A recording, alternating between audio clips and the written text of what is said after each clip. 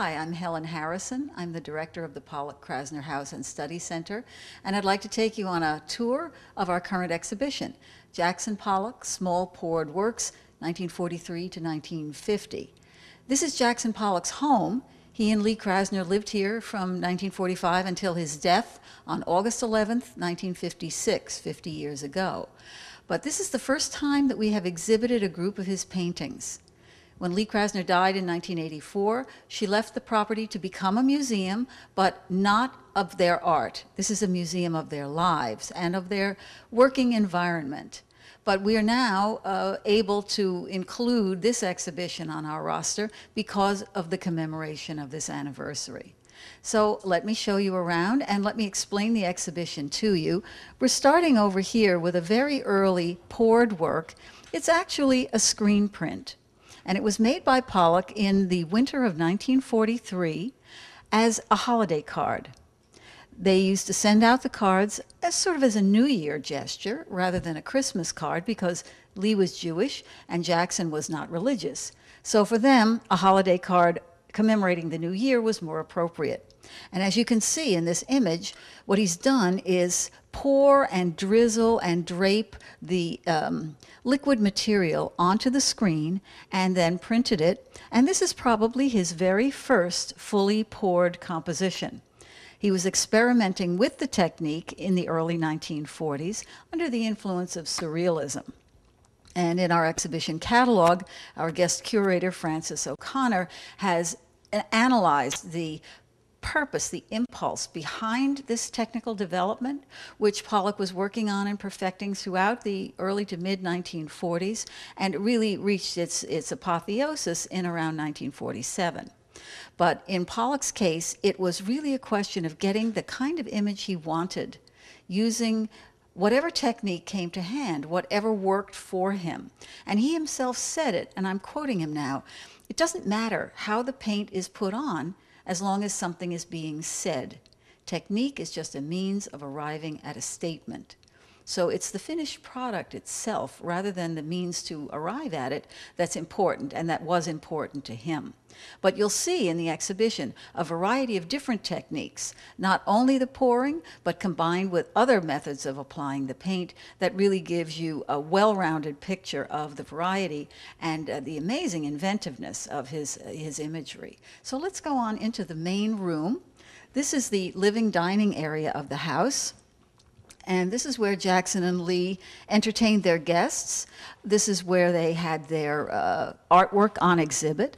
Of course, now we have just Pollock's work, nothing of Lee's in the house at the moment. But we do have 13 of his paintings from this particular period, 43 to 50.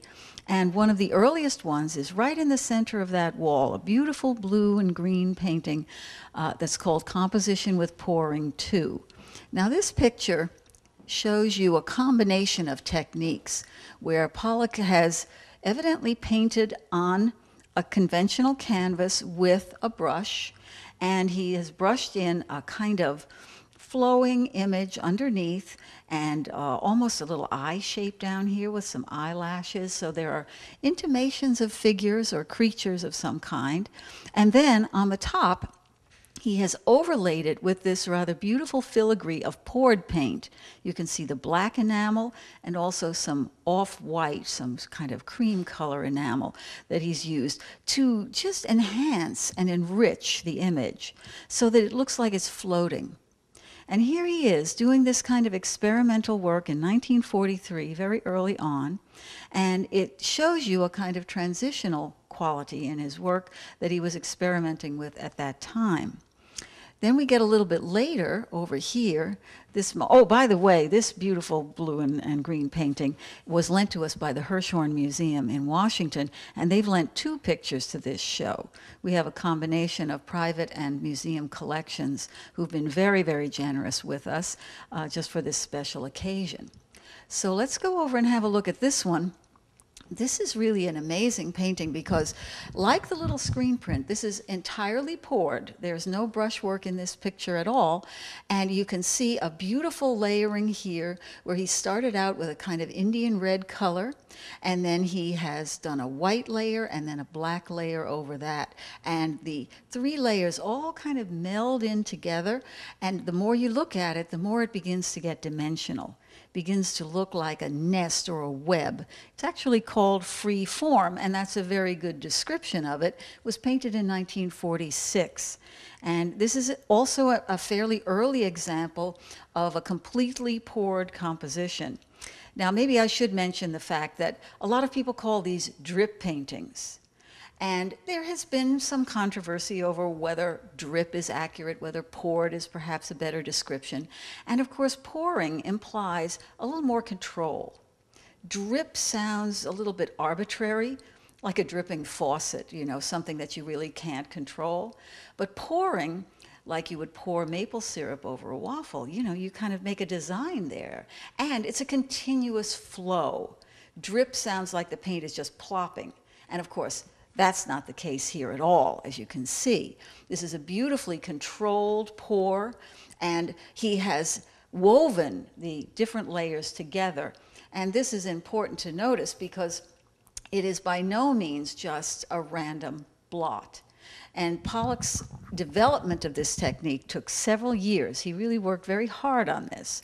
And ultimately, of course, he created his masterpieces using this technique, the large poured paintings that you see at the Metropolitan Museum, for example, the Museum of Modern Art, the Guggenheim, all the major collections around the world. But these paintings that we have here are all quite small. I don't think we've got one that's bigger than 25 or 26 inches in any direction. And the bulk of Pollock's work actually is quite small. The large paintings account for only about 10% of his output in painting, and the rest of them are small to medium-sized canvases. And of course, it's perfect for this domestic environment where we have small rooms and small spaces. And of course, most of the paintings that we have in the show were created right here on this property in Pollock's studio, either here in the house or out in the barn. Let's take a look at another one. This is a very interesting one over here.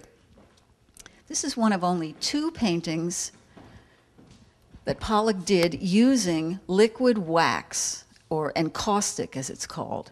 This material is, it's almost, what would you call it, like a Crayola, colored wax, a very liquid material when it's melted, and what he's done is to melt it and use it as if it were paint.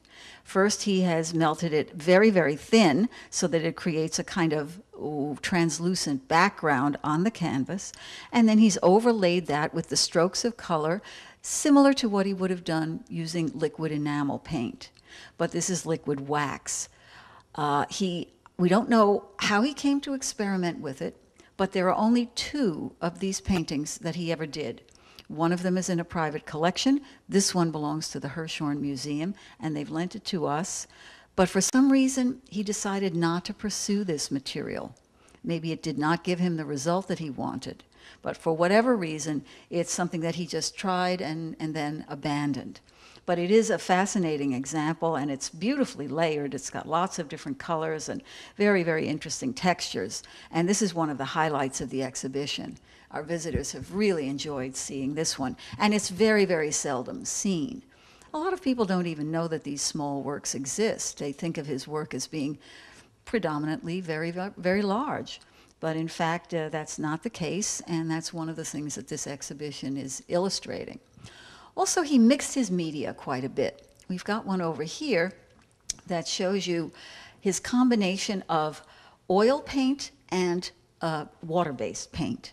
What he's done is to create several layers of enamel in typical colors that he used frequently, the yellow, the kind of bluish green here, the bright red, and then, and the white, of course. He has done his final layer in this very chalky looking paint, this black paint here, this is actually a water-based paint, like a gouache perhaps, or tempera paint. And it has a totally different texture. It doesn't reflect the light at all, it absorbs it. Whereas the other areas are very shiny, very reflective.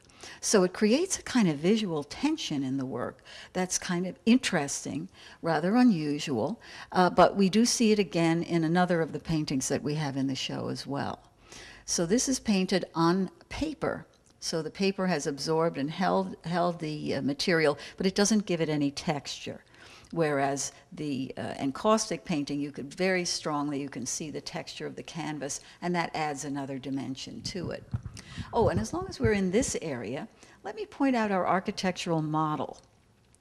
This is a concept for an ideal museum in which to exhibit Pollock's work. It was originally designed in 1949 by the architect Peter Blake, and he made the model as a demonstration of how he felt Pollock's work would be best appreciated in a building that has no walls. The artwork itself would act as the wall, so the paintings would become murals. And he proposed this to Jackson, and Jackson Pollock said, okay, but he didn't really get involved in the design. However, after the design was done, Peter Blake said to him, I think we need something three-dimensional to punctuate the space. How about doing some little sculptures for it? And Jackson said, okay. And Peter thought that he was going to make clay models, which he had been playing around with clay a bit. And in fact, he made these beautiful wire sculptures that are like three-dimensional versions of his two-dimensional paintings. And then Peter said that he felt that Jackson had approved of his design. Now, the original model was shown at the Betty Parsons Gallery in 1949, and it actually did get Pollock a commission to paint a mural for a private home. But the building itself was never built. It's completely impractical. Peter's idea was to have a 50-foot sheet of plate glass for the roof, but obviously that was not going to be built. So it came back to the studio, the original model that is, and it just sat there. And Jackson would look at it all the time. It was sitting on his work table. And this little painting right here, the reproduction, was in the background when he was painting the really, really large canvases that made him famous in 1950. Autumn Rhythm, number 31, Lavender Mist, number 32, 1950. These were the giant canvases that we think of as representing his work. But in the background was this little painting which has the same strokes, the same shapes, the same forms as you find in the large ones. And this is one of the points that our guest curator, Frances O'Connor, wanted to make, that the scale of the work is what's important rather than its size. The relative proportion of the format of the work to the shapes within it. That this does not vary, that the format, whatever the size of the format, regardless of that, the scale of the work is the same. So you have a sense of monumentality even in the tiny pieces. And of course, this is only a reproduction, but the actual painting isn't that much larger. It's quite a small work. So it was something that Pollock constantly referred to as he was developing his large-scale compositions. So it's a kind of a fascinating phenomenon. And we've got some other lovely pieces over here.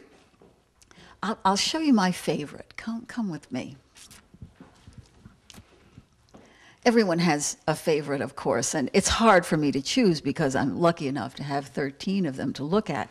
But this one I'm always drawn back to, partly because of its colors, this beautiful kind of pearly color, and also because of its texture. You have a wonderful contrast, again, between the matte finish of the background paint and the very shiny enamel paint that kind of jumps out at you, particularly when the light is on it like this. And it really gives you a nice sense of contrast and it makes it seem very lively. But also because the shapes look a little bit like dancing figures. A lot of Pollock's poured works, although they seem at first to be completely abstract, like not referring to anything in nature, actually do have these nature references coded within them. And when you look carefully at this, you can see heads and arms and limbs, and again, very abstracted, but it's suggestive.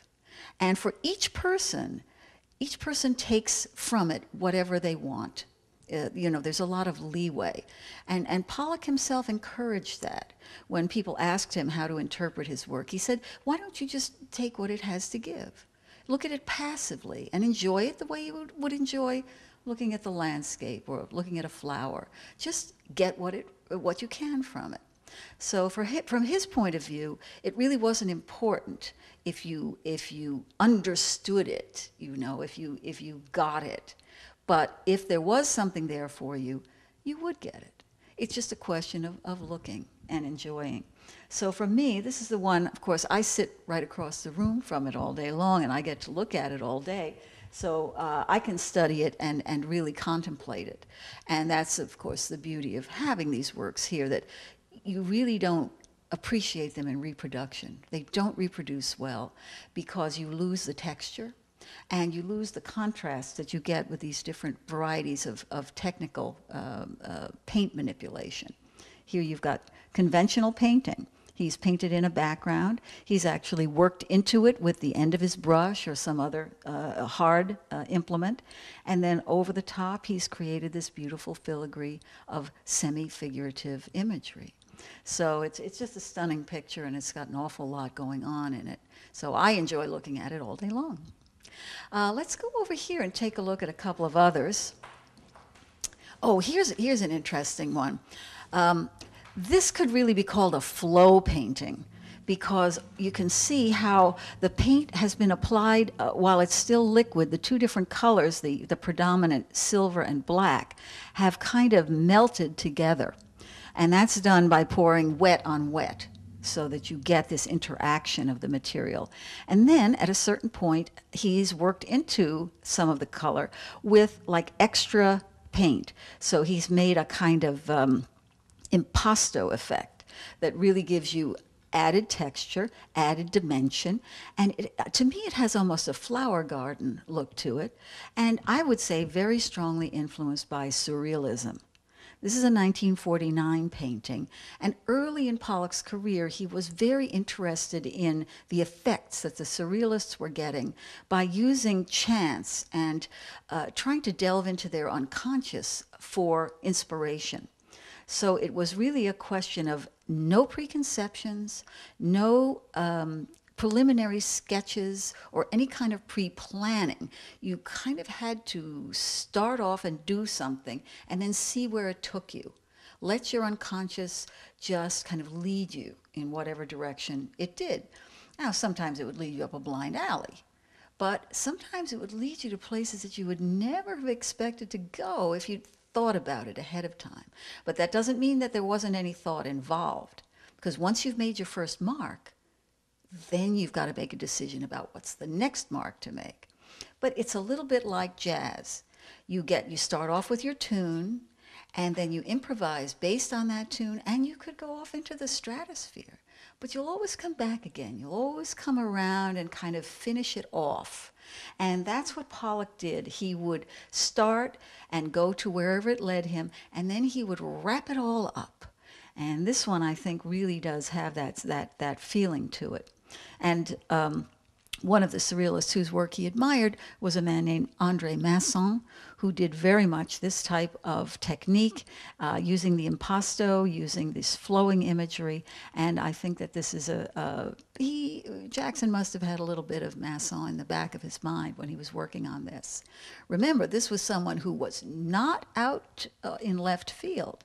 His work was very much part of the tradition of Western painting, and he was well aware of his predecessors, and he also was very interested in Native American art.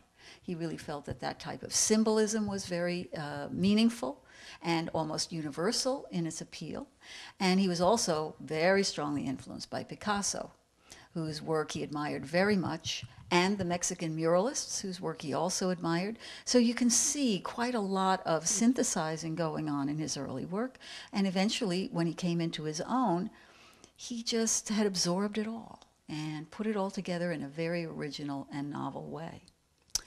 Let's go have a look at a couple of others. We've got in here, this is their parlor. This is the room where they kept their book collection and their record collection. Pollock was a jazz fan, and so was Lee, as a matter of fact. They both loved jazz. His taste was a little bit more New Orleans, ragtime, Dixieland, the early jazz. She liked the more avant-garde bebop and progressive jazz, Miles Davis, the Modern Jazz Quartet. Those are her records, but we have records that belong to both of them right here, and the record player on which they played them, which is vintage about 1954, and it still works. It's really quite a remarkable instrument. Of course, it's fun for the kids to see because they don't understand, what this thing is. Their parents have to explain it to them. But we also have their 33 1/3 records that belong to Lee, and some early 78s that belong to Jackson. And on the wall in this room, we have a very nice painting that was lent to us by the Everson Museum, which is a combination, again, of water-based and oil-based paint, painted on masonite, which is a hard kind of composition board, with a red background. And you may have noticed we've got a couple of paintings here with red backgrounds. That was one of Pollock's favorite colors. He liked working on red, which is quite unusual because it's such a bright, insistent color that sometimes it can seem a little overwhelming. But he knew how to tame it. He knew how to get it to lie down and behave, or how to come forward and really jazz up a picture. And this one, I think, is a particularly jazzy one. It's nice that it's near the record collection because it's got that kind of feeling about it. You can see he's used some yellow paint to punctuate it and some beautiful black and blue strokes to just kind of give it a rhythmic feeling. I think it's really a stunning painting. Over here is another layered picture. Again, a red background, but this time very pale, very stained. And then he's covered it with some very thin colors, like a wash of yellow and a little bit of a brownish black. It's very subdued. And then, as the coup de grace, he's put on this incredible layer of silver paint. It's actually aluminum radiator paint, and it just jumps right out at you. It's really got a lot of punch. And this painting was part of a series that he did on one long strip of canvas. And he did little vignettes, one after another, and then he cut it up and he mounted them separately. So this is one of them, and it's just really a knockout little picture, I think. And this was painted in 1950, so this kind of brings us to the end of the show chronologically. Here we have another early work. This is a work on paper. And in this case, instead of putting silver on top of the image, as he did in the 1950 picture, he has put it underneath. He has painted the paper with a kind of silver ink wash, and then put different colors of ink and watercolor over it, so that it shimmers underneath. And here's another example of his work that's influenced by surrealism. You can see these kind of eye shapes, which are very universal symbolism, and a dog or a hyena or some kind of creature down at the bottom that seems to be emerging from this miasmic, dark cloud that's surrounding it. This is related to a painting that he did in 1943 called The She-Wolf, which is in the Museum of Modern Art's collection, and it was the first purchase of his work by an institution, and it really helped his career a lot. So at this time, he was clearly thinking of these creatures, these animal forms, in a very symbolic context. And this, although it's very much smaller than the she-wolf, which is, I don't know, about 5 or 6 feet wide, this has the same kind of force, the same power as that much larger painting. The property is owned and administered by the Stony Brook Foundation of Stony Brook University as a historic site and a research center. And part of the research center is their book collection. We have all of the catalogs and all of the reading matter that Lee and Jackson collected during their lives together. And here it is. This material is what they read for pleasure, also their reference material, things that interested them, exhibitions that they'd been to and collected the catalogs from. And up on the top shelf is a series of green books. They're kind of ragged, a little bit dog-eared, but this is published by the Smithsonian, a collection of work about Native American art. It's a very comprehensive collection and many, many illustrations. And as I mentioned earlier, Pollock was very interested in Native American art, and some of the motifs from those books found their way into his paintings in the 1940s, before he really started getting involved with the pouring technique. So the symbol paintings, the things that he did, the pictographic works from the early and mid-40s, contain a lot of Native American references, and I think that that was a very, very important influence on him. After Jackson and Lee moved out here was when he was really able to let his imagination run wild. Something about the natural environment here, the sounds in the grass, the leaves, the rhythms and energy of nature found its way into his work in a way that it had not done when he was working in the city. And I think that the isolation out here was helpful to him as well, because he was able to put aside some of the influences that he'd felt so strongly in New York. The New York art world, of course, was at that time a hotbed of discussion and experimentation. But in his case, I think he had to break away from it before he could really find himself as an artist. And certainly as you look out to our beautiful surroundings here, we've got the salt marsh, the water of Accabonac Creek flowing gently behind the house, the beautiful grasses and the trees and the bushes, and everything that you see really has that rhythm, that energy that is also reflected in his work in a very abstract way. I certainly am not trying to make Jackson Pollock out to be a landscape painter, but many of the titles of his pieces refer to natural phenomena, such as sounds in the grass, eyes in the heat, earthworms, croaking movement, comet, vortex, phosphorescence. These are things that you would see in this environment and that you will also see reflected in his work. People sometimes ask me why we don't have an exhibition of Pollock's work all the time. And the reason is because Lee Krasner left what remained of his work and her work to a foundation that gives grants to artists, the Pollock-Krasner Foundation. They also give us a grant, and they are the very generous sponsors of this exhibition, together with the Stony Brook University Research Foundation. So they're really the ones who've made this possible. But of course, it wouldn't be possible at all without the generous lenders: the Museum of Modern Art, the Hirshhorn Museum, Wellesley College, University of Rochester, the Everson Museum, and a number of private collectors who've just really gone out of their way to make it a wonderful commemoration of Pollock's life and work. This exhibition is unique to the house. It's here for 6 weeks. It opened on August 3rd, and it will be on view through September 17th. And for this special occasion, we're going to be open an extra day each week during the run of the show. We're normally open on Thursdays, Fridays, and Saturdays, but for this occasion, we'll be open Thursdays through Sundays.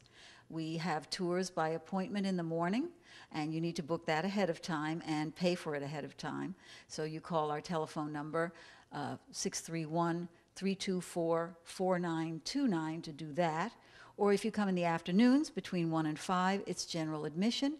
There's no appointment required, and you can take a self-guided tour. But either way, you will see everything. You'll see this show, and you'll also see the studio in which most of the artwork was created.